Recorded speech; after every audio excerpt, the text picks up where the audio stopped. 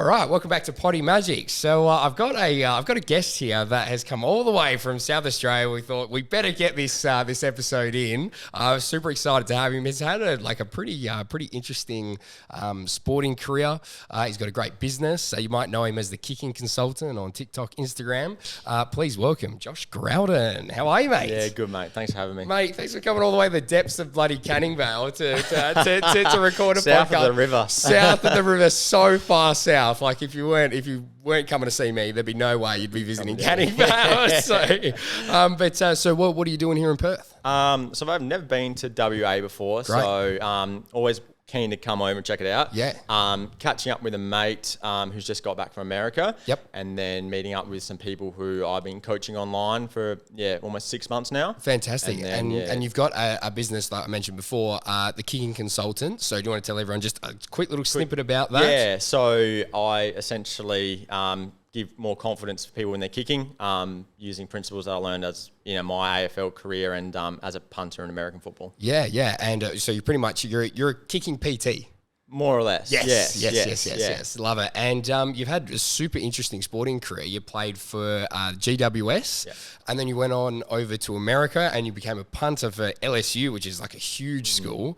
Now back and obviously teaching everybody here how to punt and how to kick and creating this great business. So I can't wait to get in and chat to you about all of it. So I thought what we do, let's go right back because there's a lot of stuff we want to get through here. And it's so different as well, which is so cool. So let's go right back to the start. So tell us a little bit about you growing up, your early years, who got you into sport, what it was like, growing up. Go. Yeah, so from a country town called Snowtown.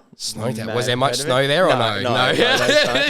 Famous for other reasons, but we won't go into that. But there's not much to do. Grew up on a farm and just did every sport, basketball, tennis, footy, cricket, golf, you name it. So then moved to a bigger town and it was the school there was very sporty. So I did touch footy, did everything I could to get out of days of school. Totally. So I did all the tournaments, everything. So yeah. Excellent. And was it always football that was like the number one sport? 100%. Like, most Aussie kids, I guess, in the footy states, like that was my dream, was to play AFL, 100%. Yeah. For sure. And did you have brothers and sisters? Had an older brother, but was more into like Game Boy and stuff like that. Interesting. So, right. Played the sports and, so then he was 4 years older than me. Yeah. So I'd be getting to those sports a bit earlier. Like I filled in for his like team when I was like 5, things like that.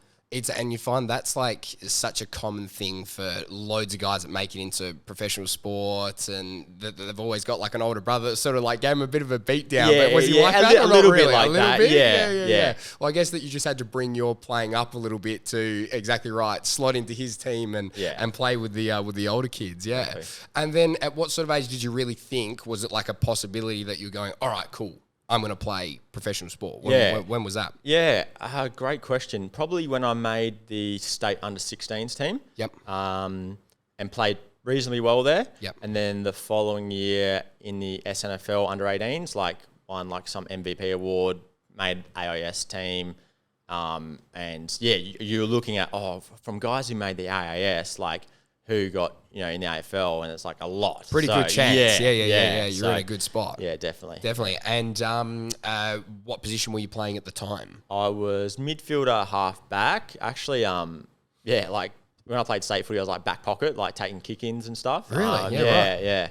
See, well, I guess you got an unbelievable kick. That's probably why you started the fucking kicking consultant actual business. Honestly, I'll be really honest, my kicking was never that good. Yeah. But I know how to improve people's kicking. Yes. I wasn't just talented and I can kick and that. I actually know the struggle and how to improve it. So yeah, for sure. And then when you were what year were you drafted to GWS? Yeah, so I was picked up as one of their 12, 17-year-olds. Right. So this was the very first year. Yeah. So wow.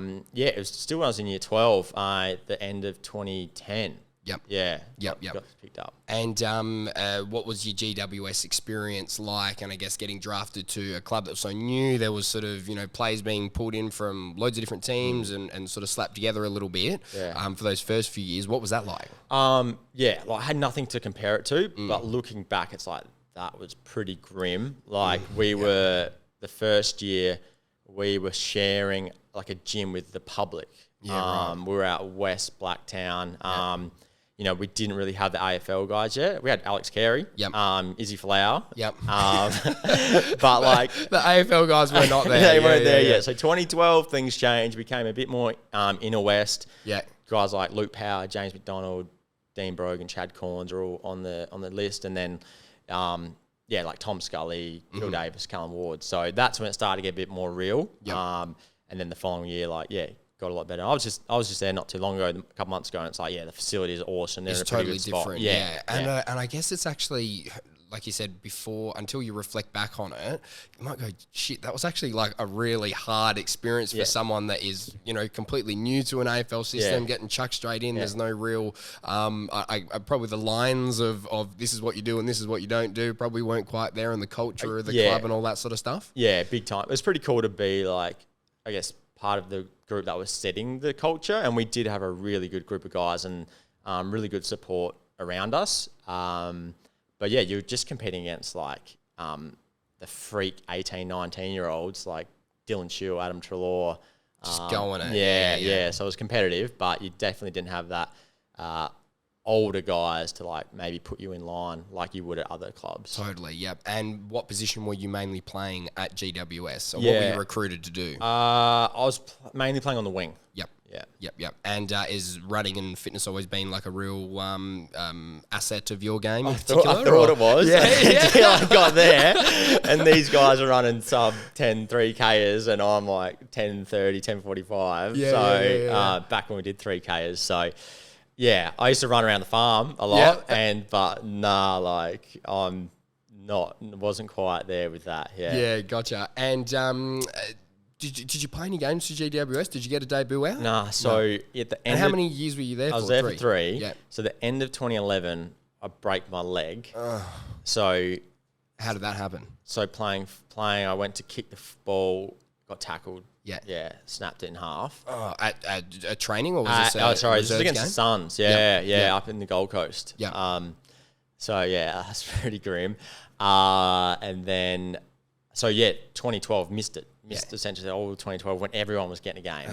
So and then hip surgery at the start of 2013 and the end. So there could have, if I was like dominating, could have probably got a game in 2013, and there was like talks, but honestly, I wasn't playing good enough to get it run. So and they were just kind of like established with their players who'd played in 2012, and it was like get them to 50 games ASAP. So I get it, and I would have delisted me at the end of it anyway as well. So no hard feelings. And coach at the time? So it was Choco, Mark Williams, and Kevin Sheedy. Yep. And then Leon Cameron came in. Yep. How were they? There's some big names there. Yeah. Sheeds was very much just the face.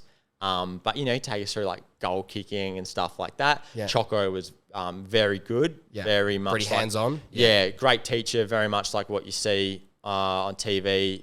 He's very straight down the line.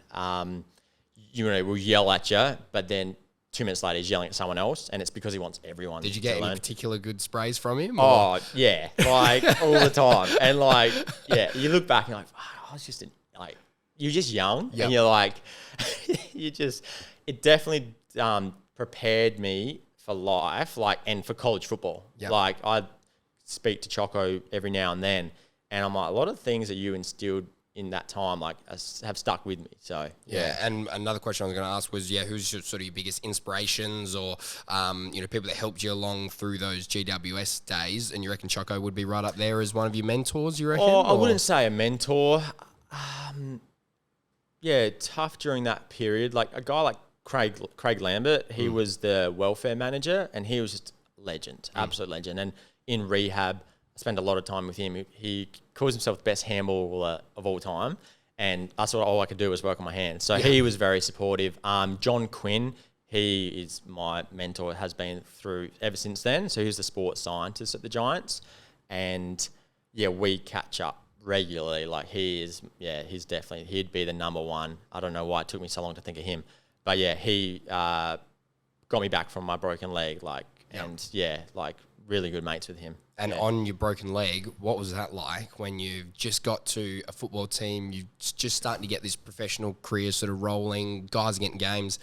and you're there doing a really, major rehab for a long period of time. I imagine there would have been some really dark days, some really hard days, and particularly so early on in a career. What was that like, and how did you get through that and deal with that? Yeah, that was tough.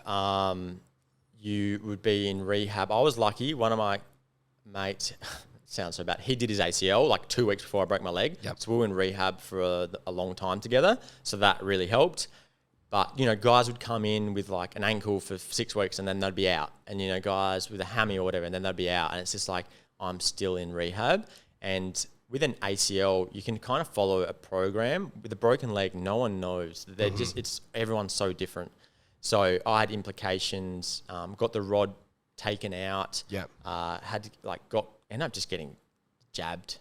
Yeah, to try and just to be able to play a bit. Yeah. And yeah, dark, very dark. And I remember times just being like, what's the point? And I think it's all worked out, like with the punting and stuff. Like, I'm kind of grateful. Would have been nice to play at least one AFL game. So it would have been great just to tick it up. But yeah, like it's led me to what I'm doing now. Yeah, exactly. And was there any, I guess, like limitations long time after in terms of specific football injuries, which then made maybe looking at a different sport like punting was like going to be a better option for you, like body-wise? Yeah, for sure. So the tibia, the main bone in my leg, healed pretty well, but the fibula, they actually don't touch during surgery, and they let it heal kind of on its own.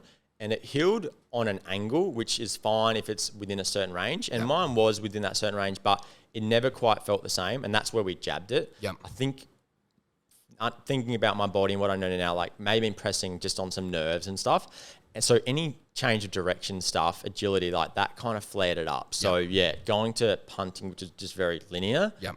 Perfect. Was a way better switch. Yeah. And then wrapping up your GWS sort of days there, when did you realise that you probably weren't going to be getting another contract and that maybe you needed to look elsewhere? And how was that feeling as well? Because that's a dream that you've built up, like you said, all from Snowdown and that's your dream since a kid, and all of a sudden it's sort of been it's gone. Yeah. And they tell you about it. They prepare you. Average AFL career is probably 3.5 years or whatever. I was lucky what was yours? 3. Yeah. I was doing PT, like doing the PT course while I was playing AFL. Yeah.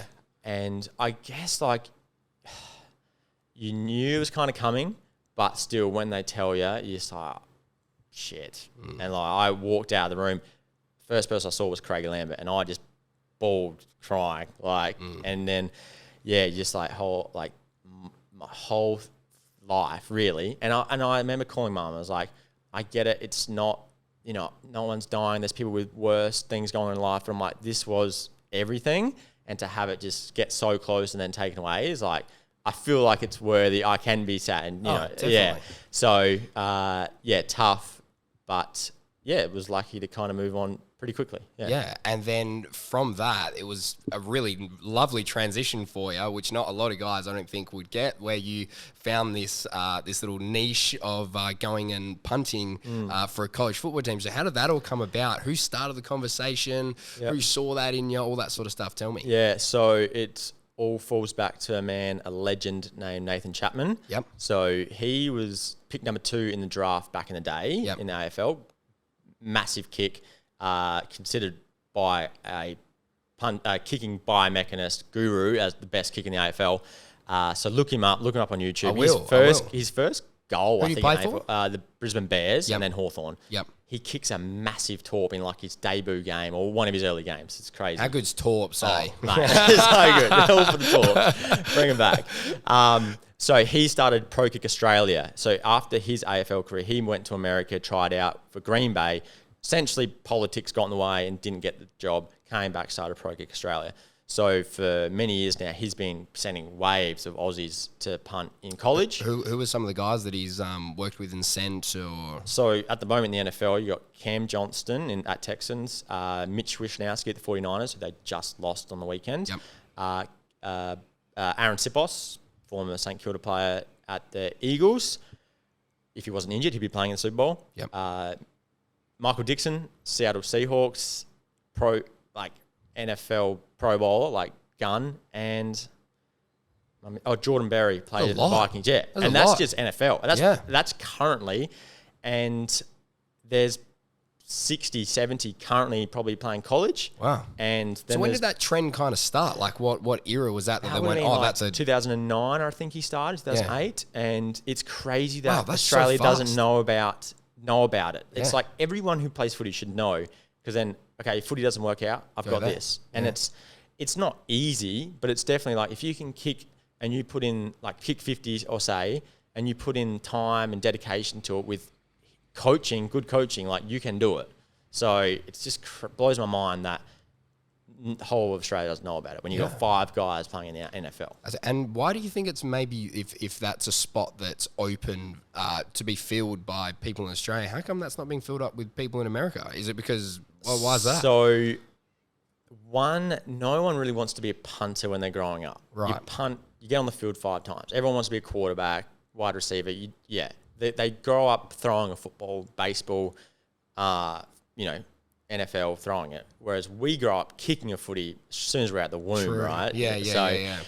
So we have that advantage. We know what it's like to kick a ball. And then with a good year of solid coaching, it's just natural. Yeah. And then how did the you actually getting to LSU happen? Yeah, so after 9 months of training in Melbourne with Pro Kick Australia. And how often were you training? Was that like intensive, like a full like, time? So gig? there's about 3 training sessions a week. I would then probably go out on my own or source out Nathan for like a one-on-one, because there's probably like 10 to 12 guys doing it when I started. Mm-hmm. It's now heaps.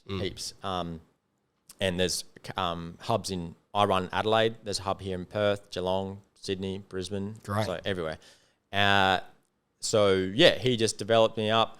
We put footage of me punting on YouTube, send it to the coaches, and there was this Chappie says it's like to the coaches over there, it's like ordering a pizza. Like, what do you want? And we'll fill the role and provide it for you. So I was lucky that he'd already gotten a punter to LSU 4 years prior. Yep. So you can only you have 5 years to play 4 seasons, and his time was coming up. So it's just like, okay. And is it on an age thing, or you can go if you're a little bit older and it's just 5 years of college? You've just got to be, like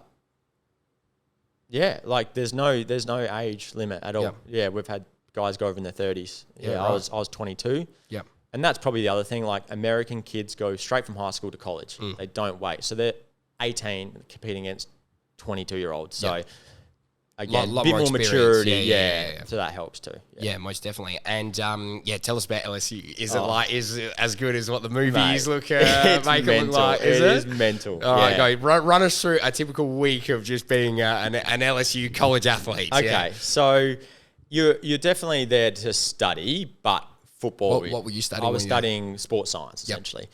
So you go to class like people and normal people, but you've got so morning. You go work out, go to class for a couple of hours, have lunch, and maybe some tutoring if you need it, and then train, go meetings, train for a couple of hours, dinner, like recovery, dinner, then homework, and then kind of repeat the next day. But you get so many opportunities like spring break, summer break, winter, like to travel, do whatever. So much fun. Game days are insane. So they look mental, mate. So the stadium was 102,000. Wow! And that was essentially because they get more crowds for college games than what they do for NFL, don't they? Yeah. So it's like I'd say it's like an AFL grand final every week, but 90% are there for the home team. Yep. And then you go away, so it's the opposite. But mate, we're getting police escorts the night before the game to go to the movies. We go through the back door, get the whole cinema to ourselves, police escort back. You're rock stars. Rock stars. Proper rock stars, yeah. Your police escort to the tarmac of the airplane, straight on board. When you land, police escort, so cool. Stupid. Cool. Yeah. So we were the LSU Tigers. Yeah. We had a $22 million tiger habitat on campus with a live tiger. Really? And prior to Peter being an issue, kicking up, the tiger used to go around the stadium And they my would place him God. at the front of the... They still have the Tiger now, though? They do have the Tiger, yeah. They just don't bring it out for the games. Don't bring it out for games. But they would place him at the entrance of the away team where they would run out. So Holy dude, it's next shit. level. If you don't... Have you haven't looked in it, just look at like LSU hype video or whatever. Mate, it's insane. Wow, that's nuts. And then is it the flip side when you go to somebody else's stadium? Obviously, when there's 90% the other way around, what happens? Mate, is there like some weird things they do like that so as well? At Florida Gators, like pretty big rivalry. Don't tell me they've got a fucking Gator. But they would chuck like their empty little like beer bottles and stuff that they've snuck in, like chuck them at us. And like it was really not good. Their stand was like this far away from the bench. Yep. So they are just screaming at you, like almost touching you, like insanity they just live and breathe it. It's everything to them. So, that's wild. That's so crazy. And was there any like, were you looking at going to the NFL at one point? Was there like tryouts or anything like that? Or how did you actually go? How was your career? Yeah, so I knew like I didn't have the biggest leg and would see guys with bigger kicks than me. So how big is a kick? So in college, if you can Sorry kick, for like the limited knowledge, but so keen to know. Yeah, so essentially you need to kick it about 53 meters with about 4.5 seconds of hang time. And that's the hardest thing for people to do. They can't get that concept like, I can kick 50 easy. Because the main part that you're there is for the punt for when it's like the start of the game or after a touchdown? No, sorry. That's the kicker. The kicker. Okay. Yeah, so we are punting when the offense hasn't gotten the required yardage. Yep. And they've had 3 tries to get it. They can either go for it on that 4th try, but if they don't, the ball gets turned over on that spot. So less distance for the opposition to then get a touchdown. So we come on, kick it as far as we can, so then they have to start all the way back there. And also then as high as you can, so you can get on back and try to intercept it or stop it. So or tackle it. the returners, they're catching it, and these are the best, essentially the best player on the team. Fastest, fastest, quickest, agile AFL player on steroids. Insane. And they've got people blocking, leading the way. So if you give him an inch, like he'll take 10 yards. So you're better off kicking it 35 meters instead of like this 60-meter punt because he'll just return it half the way. So sometimes all the way. So you've got to give enough hang time for your teammates to get down there and either force him to fair catch it or just not be able to run it forward. Mm-hmm. So, when you look at a stat, the distance is around 45 yards is a very good average, but that doesn't include the 15 yards back that you stand from the line of scrimmage. Yep.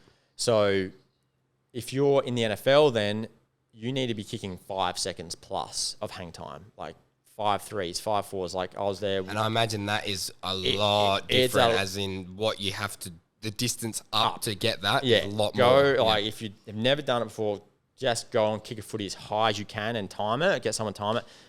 And if you do get over 5 seconds, get to the NFL. Yeah, come let me know. Reach out. But the thing is, I bet they'll struggle to get it 5 seconds, and that's all they're trying to do is kick it up. Yep. But you've also got to get decent distance as well. So right. Yeah. So then, what was your stats were again? They were so in college, like not NFL standard, and I was very okay with that. I was like, I'm just going to get my degree and probably just piss off back home. Like, thanks America, cheers for the free degree. Like $200,000 scholarship, cheers. Unreal. And then all paid for, it's full scholarship. Mate, amazing. Best investment of my life. So insane. There was an opportunity to try it for the Canadian Football League, and that still pays pretty well. But it all got cancelled because of COVID, so I didn't try out. Came back to Australia, I was like, whatever, like.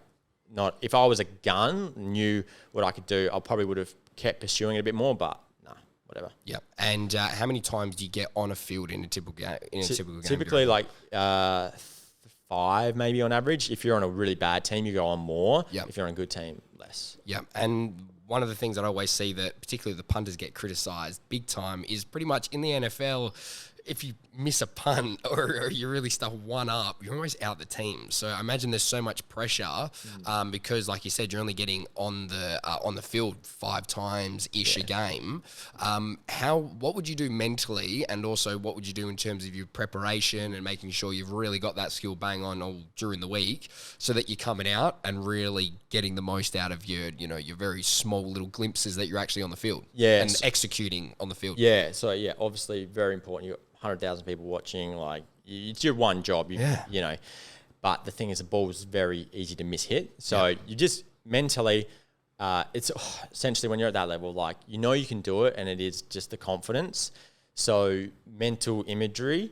One of the kickers I had was very good, and I heard this imagery stuff from Chris Main the other week. He was on podcast with me, same thing. But tell me, So like the day before the game, we would just run through scenarios and like not even have a ball, but just like imagine it and like, it's exactly what he said as well. Yeah, and you know, that feeling of what it feels like when you've just absolutely crushed it, and then you're just jogging off the field like, I'm a freaking badass, like just stuff like that. We had a guy, he worked with the Marines as like a psych. And he would do the same thing. He'd just take us through the whole game day. So then when we got to the game day, it wasn't a shock, and you just had these little mental cues that could put you in focus. And like, say if you did have a bad punt, it was like, okay, how do you react to that? And, it's sniper mentality. It's focusing on the next one. So and then just repping the shit out of it. Like, totally. You just analyzing your kicking. Like every single punt that we did at training was looked at, and we'd break it down and every little bit to get the best out of yourself, because you've got to be on point. Yeah, and what was your actual mental imagery routine in your head? So when you're closing your eyes, you're doing all those little techniques and exercises you were just saying. What is your steps? What are you looking at? How are you holding the ball? All that sort of stuff. Yeah, so it's honestly best to, like, when you're out there, not to really think. Maybe like one thing, but for me, it was just catch and kick. Catch and kick. That's all you're doing. Like, I know what to do. Game day, you want to be pretty clear-minded, but catch and kick. First thing you do is catch it. Like, if some people get in the thing of just, I want to get a good punt, like make sure I kick through it or whatever, but it's like, just get the catch, the hand set, everything up, then go from there. So that helped me. I know other people like who I coach now, like a one swing thought. So actually, when I was talking to Blake, like with his goal kicking, just like, I think he says head down, or kick through one or the other. Just one thing. So then it's not, steps, the crowd, exactly. Everything. You're trying to tick off 5 things as you're going on the internet. Then you just paralysis by analysis. Degrees of. So LSU is a massive school, and they've had some really, really big name athletes coming there from the basketball, from the football programs.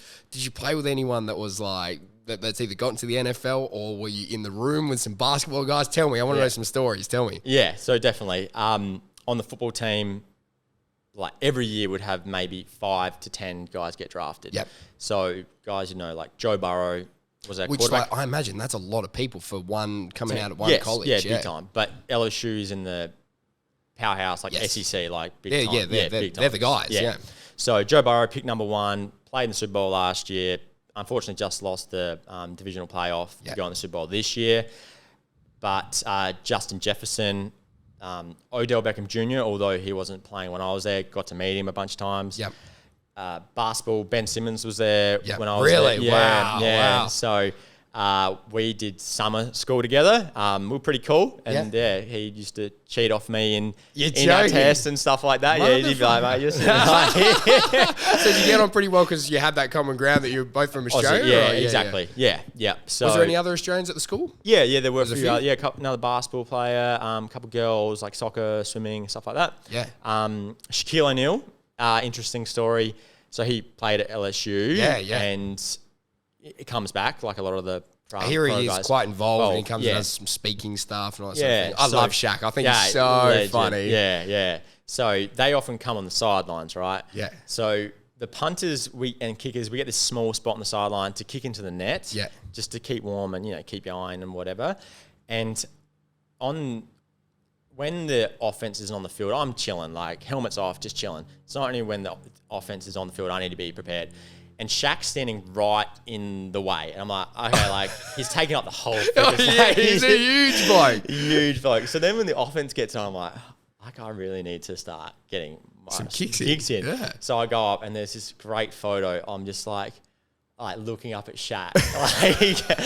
and then he's like, he's just like, all good, mate. So he just, had to kick Shaq out the way. Oh, so that is so good. Yeah. You have to show me that photo, lady. You have to show me. That's all time. Wow. Yeah. And did he come and do any talks specifically with your team, or no? I never did. Actually, just more just around the place. Yeah, just around. Yeah, we had some really cool speakers and guests come, but no, not him. And Joe Burrows, what's he like? Legend. Yeah. Just like exudes confidence. Yeah. But also like I've heard the ladies love him. love him. Yeah. But I just remember like I walk into the locker room and he's sitting there cross-legged playing on his Nintendo DS and just like the most random. He's gonna think like he was only like Joe, don't give no 23. fucks. Yeah. Like he was 23 and like really like grew up, you know, in the SpongeBob era. Like he freaking loves SpongeBob and stuff. So like quarterbacks are weird. Like they have to be weird because they understand this playbook and everything. Like they're so just wired in a Yes. different way. Yeah. Totally. But just his confidence, he didn't have to say a whole lot, but when he did, people would listen, and it was just wasn't showy. It was like straight to the point, like really, really good leader. Yeah, and have you had, say if you were to go back over, are you on the terms where you'd be like, give him a text and be like, hey, Joey, get us on the sidelines, mate. Yeah, shit. I think he still follows me on Twitter, so that'd be my best chance. Yeah, good. But, yeah. That's awesome. And from LSU, so how many games did you play all up for over those 4 years that you were there? Yeah, so I was mainly the starter for the first 2 years. Yep.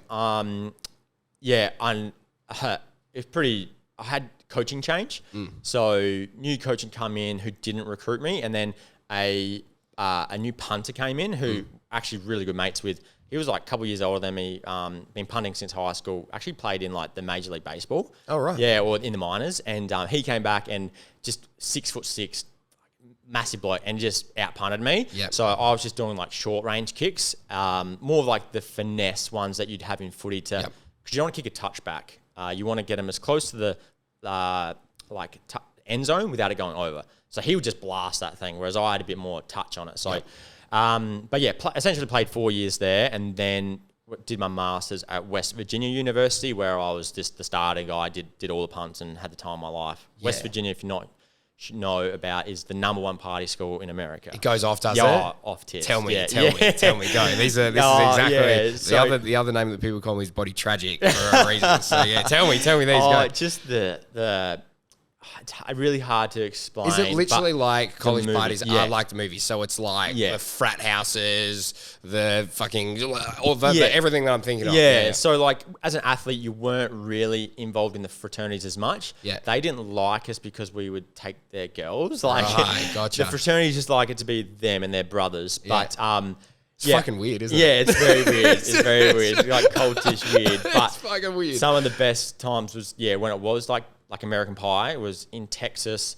Halloween, Vegas style party, 3-story mansion. Oh, shit going on everywhere. So how do they actually afford to do these parties at these houses? They own the house or what? Yeah, so you have to pay. You're essentially paying to have mates. Right. Like you pay. Right. You pay to live it's like there. A membership. Yeah. But then you have rich ass donors who were fraternity like alumni who've just gone off and made businesses, whatever, and they just donate back. They just love the old days of when they used to get fucked up with the boys and I'll sort this out. Yeah. So wow, $1 million fraternities, it's crazy. That's insane. Yeah. And then from maybe not quite getting the NFL, pathway going, how did you end up back in Australia? And then how did you end up back doing what you're doing now with all the kicking consultants? So more or less COVID happened and cancelled everything. Yeah. So so you were there when that was going off. Yeah. So essentially just had to come back home. Live with mum, dad, very grim, and started after a while when things kind of started opening up. I got asked by Nathan Chapman at Pro Kick Australia to coach the Adelaide boys who had to come back from Melbourne because of COVID. Yep. So started coaching them and started playing footy as well.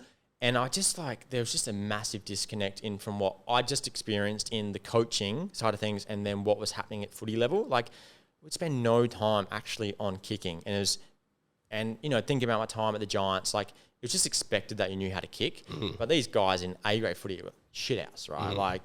So I'm like, there's this massive disconnect. And it kind of happened naturally where a player had reached out to me through Pro Kick to wanting to learn how to kick further for footy. Didn't want to be a punter, just wanted to do footy. And so I started coaching him and then posted on TikTok, and that's when shit blew up. Yep. And people were getting directed. I kind of had this mini portfolio website, and people was getting emails and stuff. And I was like, I'm on to something here. And just thanks to ran TikTok. with it. Honestly, just went with it. Posted videos on my torps and stuff, and That's the first videos that I've seen of yours, where you just kicking big torps. Yeah, exactly. That's awesome. Yeah. And now that you've sort of been around for business, 2 years old, almost 3 2 years old, years, posting consistently on your socials, doing all that. How has it been owning a business and going from being a pro sports athlete, transitioning into now having this business? What's some challenges that you've found that you've had particularly early on? A lot of challenges. Like, you do it all. Like, like, you're not just a kicking coach. You're the social media marketer. Like, you're accounting, financing, like everything. You've got to like, pricing initially was very cheap, and it's still quite affordable for what I feel like I provide. And valuing yourself, the mindset around it. I couldn't tell you how many books and podcasts and audio books I've created, and things I've just done for free and stuff. Like, it took a lot to get to this point. But yeah, now, like, I'm starting to find my ideal, I guess, people I can provide the most impact to. I don't really teach people how to kick. I'm really there to take people to a higher level. Like, people who are a 6 or 7 out of 10, take them to an 8 or a 9 with kicking further, more penetration, stuff that I learned as a punter. Yeah, for sure. And then what, I guess, are your coaching principles or philosophies, or is there sort of like a bit of a step-by-step process that you've found that works best for getting better at kicking? Yeah, so I'm not real cookie cutter, like it must be this way or that. There's got to be like, lots of crossover in terms of you have to nail whether, again, I don't know what it might be, but, it's the technique part and then maybe the mental part. Definitely. Whatever it is. Yeah, so more or less, like, when someone comes to see me, I have a bit of a structure. It's have a little bit of a kick. I can quickly spot it out. And that's probably where I am very different to maybe anyone who's kicked a footy, is knowing exactly what part of the technique's breaking down. And that's just from being a punter, analysing every part, and then knowing how to fix it. So I kind of have 4 to 5 aspects, and it generally fits into one of those things. And then I have drills that work. And if it, sometimes it can just be telling the person. But essentially, have a kick, spot it out, but then I film, analyze, and people have never seen themselves kick. And I show them, and they're like, oh, okay, yeah, that makes sense. I don't look like Lance Franklin when I'm kicking it. It feels like it.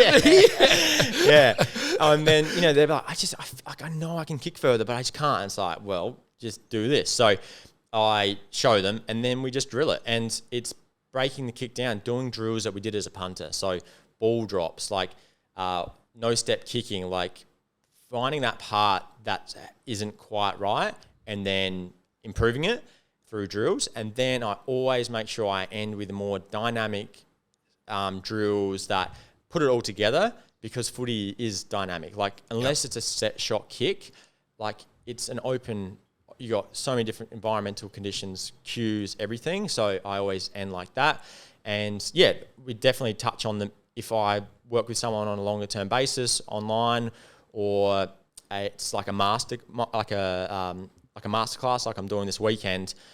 It's more for those people who can already kick, and we'll touch more on the mental side of things, like if it's your set shot routine and stuff like that.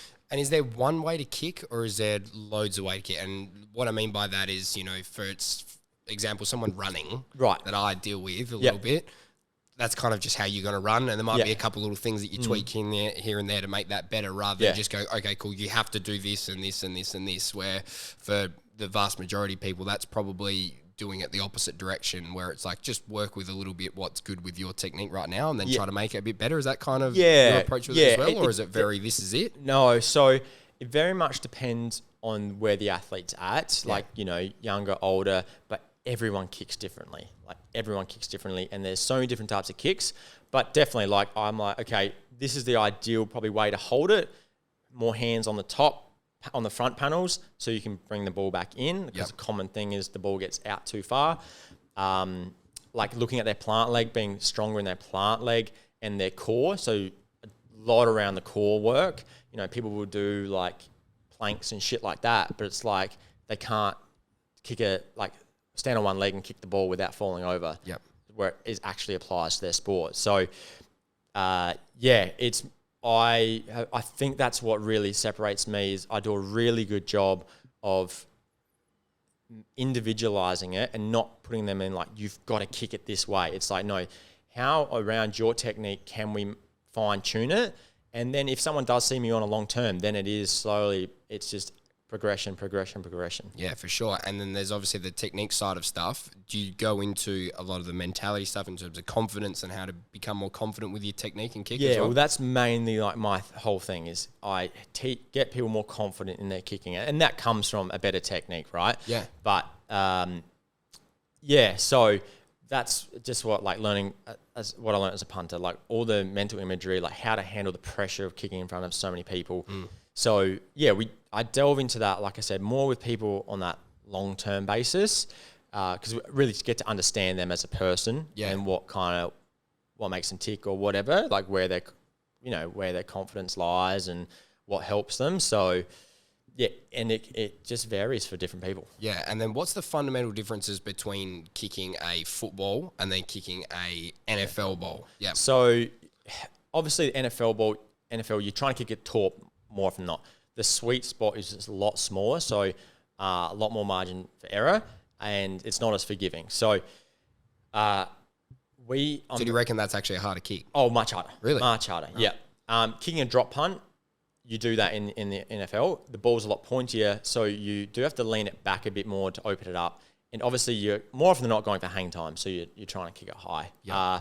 But the principles apply, like putting more force through the ball. So like not slicing it, maybe stepping a bit straighter to ensure you do that. And like that's kind of like fundamental stuff I work with. And then we'll work on like around the body type of kicks to get more rotational velocity through your hips and more power into the ball. So, sorry, what was the question? Like just the key differences between the two balls. Yeah, the two kicks. Yeah, so, and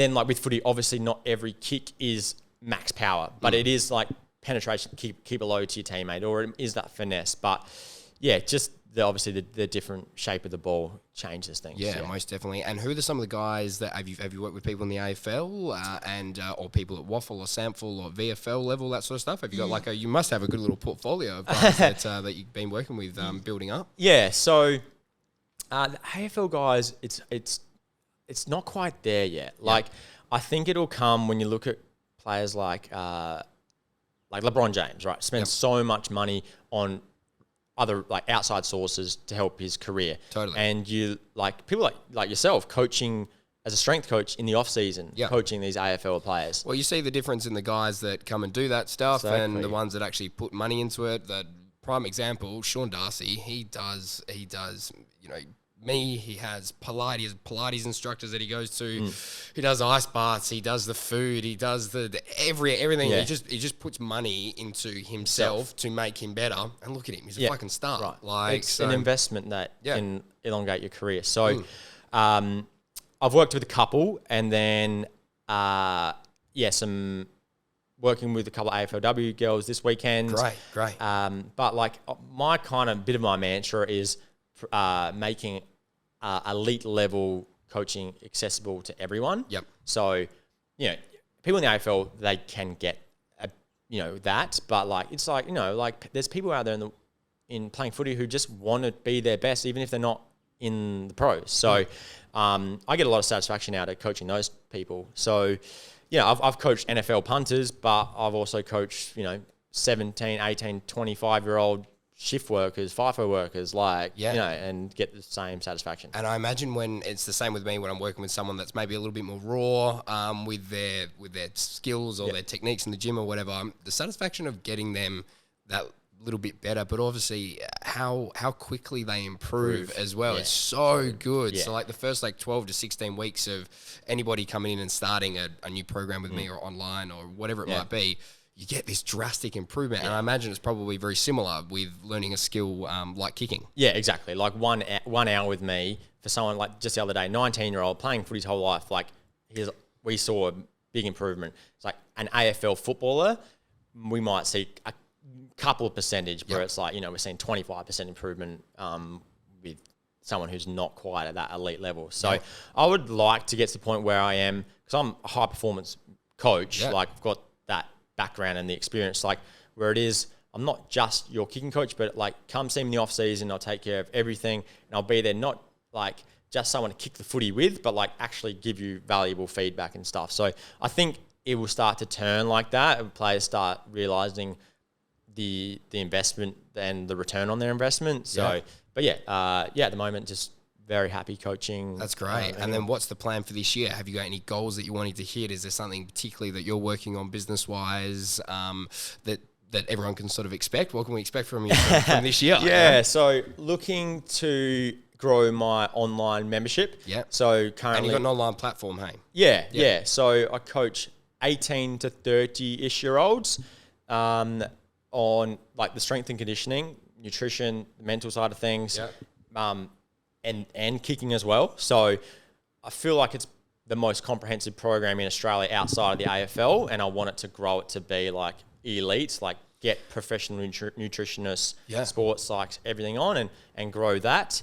And then like I'm looking to hire more in-person coaches throughout Australia, and want to just travel around doing masterclasses in all the cities. And honestly, I probably am looking to move overseas at some point, middle of the year, and do more in the American football space. Amazing. That's so sick. So, but what I like, it seems weird. It's a hard concept for people to understand, but the online coaching really works. The online analysis, like I've been coaching a professional punter in America online for the last 5 months, and it's insane, the improvement. Like gone from being the backup to then starting and playing in the playoffs. Like just small tweaks that he didn't quite see easy as. And that's the one thing I want to get Australians doing more, is filming your technique. Like go and look at yourself. It's something that I do as well with all of my online clients, is send videos, send pictures, send all this sort of stuff. If you're doing it, and like you said, it's often just small little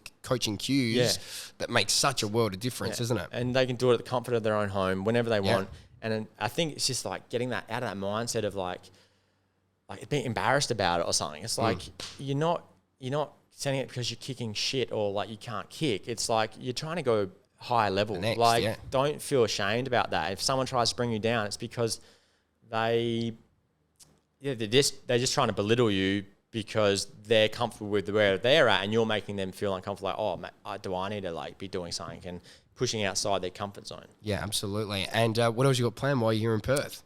So want to go. How long are you here for? A week. A week, So go see the Quackers. Sick, do that most definitely. Yeah, just hang out by the beach, and then got kicking masterclass on the weekend with about 5 hours of coaching there with a heap of people, which would be really good. Love it. And just chill out. I've never been here before, so see what's so got good, to man. offer. No, I love Perth. I fucking love it. Honestly, I could never live anywhere. I love traveling around. I've done some good trips and all that sort of stuff around, but always Perth is the shit. Weather's great, beach is good, the people are the best. It's good. So good. And everyone that's been listening, where can they find you on social media and any other platforms? Yeah, so just the Kicking Consultant on everything. TikTok, Instagram, YouTube, Twitter, LinkedIn's probably Josh Growden. But doing stuff on everything. Love it. And there's some quality videos on TikTok. I love them, watching the big torps, kicking 50-meter, goals from every oval in Adelaide. All that sort of. I saw a few. It's very entertaining. But hey, mate, thank you so much for coming all the way to Canning Vale. I came just for this. I know. We're gonna train and do a little session after this as well, which should be good fun. But thank you so much, and can't wait to see everything Kicking Consulting in 2023. Awesome, mate. Thank you so much for having me. Too good.